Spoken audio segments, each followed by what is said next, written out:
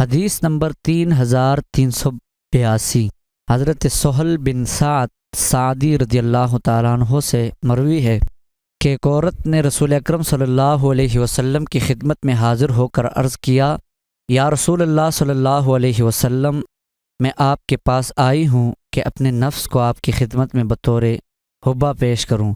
آپ نے اس کی طرف دیکھا اور اس پر اچھی طرح نظر دوڑائی، پھر آپ نے سر انور جھکا دیا۔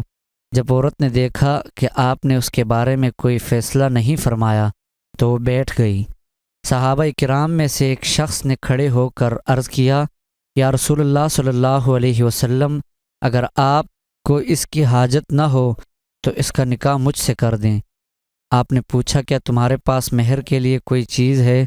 اس نے عرض کیا، اللہ کی قسم یا رسول اللہ صلی اللہ علیہ وسلم، کچھ نہیں۔ آپ نے فرمایا، گھر والوں کے پاس جا کر دیکھو کہ ان سے کچھ ملتا ہے۔ وہ گیا، پھر آیا اور کہا، اللہ کی قسم مجھے ان سے کچھ نہیں ملا۔ رسول اکرم صلی اللہ علیہ وسلم نے فرمایا، دیکھو اگرچہ لوہے کی ایک انگوٹھی ہو۔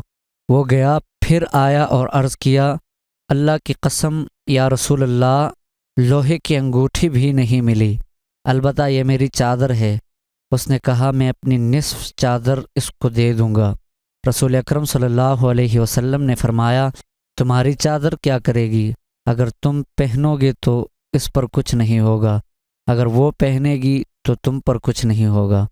پس وہ شخص بیٹھ گیا، حتیٰ کہ جب زیادہ دیر ہو گئی تو کھڑا ہو گیا۔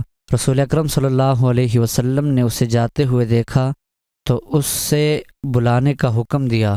وہ بلایا گیا، جب آیا تو آپ نے فرمایا، تمہیں قرآن پاک سے کس قدر یاد ہے؟ اس نے کہا، فلاں فلاں صورتیں یاد ہیں۔ اس نے گن کر بتایا۔ آپ نے فرمایا، تم زبانی پڑھ سکتے ہو؟ اس نے عرض کیا، جی ہاں۔ آپ نے فرمایا، جاؤ، تمہیں جو قرآن یاد ہے اس کے سبب سے میں نے تمہارا نکاح اس سے کر دیا۔ حدیث نمبر 3383 ایک اور سند سے بھی اسی طرح مروی ہے، اس میں یہ بھی ہے کہ میں نے اس سے تمہارا نکاح کر دیا، پس اسے قرآن سکھاؤ۔